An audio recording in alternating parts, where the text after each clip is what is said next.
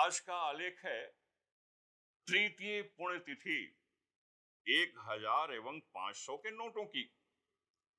तो ये ठीक तृतीय पुण्यतिथि के अवसर पर ही लिखा गया आलेख है जो आज मैं प्रस्तुत करने जा रहा हूं। दिनांक 8 नवंबर 2016 के दिन नोटों की दुनिया के बेताज बादशाह जनाब हजारी लाल जी अपने प्रिय अनुज पांचू लाल धनराज के साथ अपने बेशुमार प्रेमियों को रोता बिलखता छोड़ इस लोक से उस लोक की ओर कूच कर गए। यह सूचना सावन के महीने वाली अमावस की रात की स्याही की तरह पूरे वातावरण में फैल गई थी। इस दुखद सूचना को सुनकर हजारी लाल एवं पांचू लाल जी धनराज के असंख्य प्रेमी गण इस तरह से हिल उठे थे जैसे कच्ची ईंट से बने बिना पीलर वाला पुराना मकान 9.2 रेक्टर पैमाने वाले भूकंप के झटके से हिल उठता है। जिस प्रकार चक्रवात से प्रभावित तेज तूफान के तीव्र झोंकों से पीपल के पत्ते हिल उठते हैं, तथा जिस प्रकार नौ किशोर के मुंह में नए दांत आने के क्रम में दूध के दांत हिलने लगते हैं, और जिस प्रकार किसी बारात पार्टी में डीजे की धुन पर टीन एज लड़कों को बेतहाशा नाचते देख कुर्सी पर शोभायमान बुजुर्गगण हिलने लगते, वैसे ही दो मायापतियों के अचानक दिवंगत हो जाने से अनगिनत प्रेमी हिल गए। दूसरे दिन उनके अंतिम संस्कार के लिए देश के सभी वर्ग के लोग एटीएम एवं बैंकों के सामने ऐसे उमड़ पड़े जैसे कई दिनों की मूसलाधार बारिश के पश्चात देश की सभी छोटी बड़ी नदियां उमड़ पड़ती हैं। आंखें सबकी नम थीं, सभी मर्माहत थे। क्या भिखारी, क्या जुआरी, क्या मदारी, क्या बाल ब्रह्मचारी और क्या नियमित रूप से पति के जेब साफ करने वाली घरेलू नारी, क्या ठेकेदार और क्या व्यापारी, क्या राजनेता और क्या अभिनेता, क्या अनाड़ी और क्या खिलाड़ी, नियति का खेल मानकर सभी हजारी लाल जी और पांचू लाल जी धनराज को कंधे देने के लिए तैयार थे। अब बाजार में 100 टकिया बाबा और 50 टकिया बाबा की चलती आ गई थी, और तो और 20 टकिया, 10 टकिया और 5 टकिया भी नए रंग में आ गए थे, नए जोश और नई उमंग में आ गए थे। इंडियन करेंसी की दुनिया के 100 टकिया बाबा बहुत पुराने सदस्य हैं। वह अंग्रेजों के जमाने से जनता की सेवा में लगे हैं। समाज में उनकी बड़ी ख्याति थी। एक जमाना था जब पॉकेट में 100 रुपए का नोट लेकर चलना जादू की छड़ी लेकर चलने जैसा था। 100 रुपए के नोट को बाजार में कोई यूं ही नहीं निकालता था, आंखों को चमकाते हुए एक खास अंदाज में निकालता था। मगर श्रीमान हजारी लाल जी एवं पांचू लाल जी धनराज के अवतरित होने के कुछ ही समय बाद उन्होंने संन्यास आश्रम की ओर रुख कर लिया था। घर में अब उनकी कोई पूछ रह नहीं गई थी।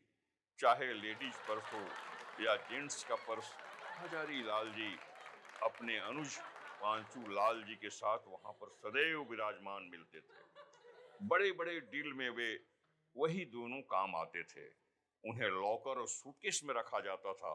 100 टकिया बाबा की जगह कुल्हड़ में सुरक्षित हो गई थी और वे केवल बख्शिश देने के काम आते थे। परंतु समय का फेर देखिए, कल तक जो 1000 रुपए और 500 रुपए के नोटों के दीवाना थे, वही लोग उनके प्राण पखेरु उड़ते ही अब 100 रुपए की नोटों का परवाना बन गए। लंबी लंबी कतारों का हिस्सा बन गए। कतार में खड़े हर किसी के पास 1000 और 500 के कुछ बेजान नोट थे। आत्मा निकल चुकी थी, अब निष्प्राण काया की माया के रूप में दिख रही थी। उन्हीं नोटों के बदले 100 टकिया प्राप्त करने की जबरदस्त होड़ लगी थी। लाइन में खड़े जिस व्यक्ति ने भी सफलतापूर्वक सबसे पहले 100 के नोटों को प्राप्त कर लिया, उसका चेहरा ठीक उसी प्रकार खिल उठा जैसे पारों से बिछड़ने के बाद चंद्रमुखी का मुख देखकर देवदास का चेहरा खिल उठता था और अनारकली को देखकर सलीम का। उस दौर में 50 और 10-20 रुपए के नोटों का रुतबा भी कुछ ऐसे बढ़ गया था जैसे किसी बड़े रंगबाज के तड़ी पार हो जाने के बाद छोटे छोटे टपोरियों की रंगबाजी बढ़ जाती है। मौद्रिक जगत के लिए हजारी लाल जी और पांचू लाल जी का दिवंगत होना एक अपूरणीय क्षति प्रतीत हो रही थी।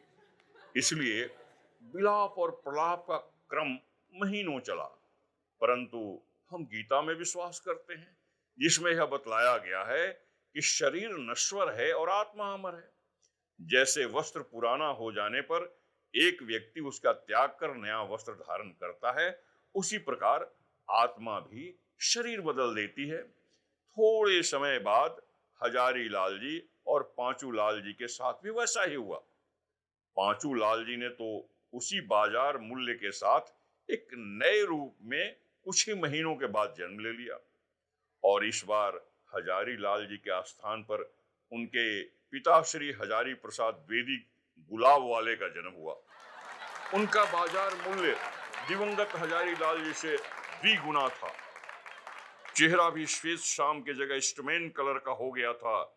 इन दोनों के पुनर्आगमन से पूर्व वाले हजारी लाल जी और पांचू लाल जी के असमय चले जाने का गम धीरे धीरे कम हुआ, मगर उनकी शहादत को आसानी से भुलाया नहीं जा सकता।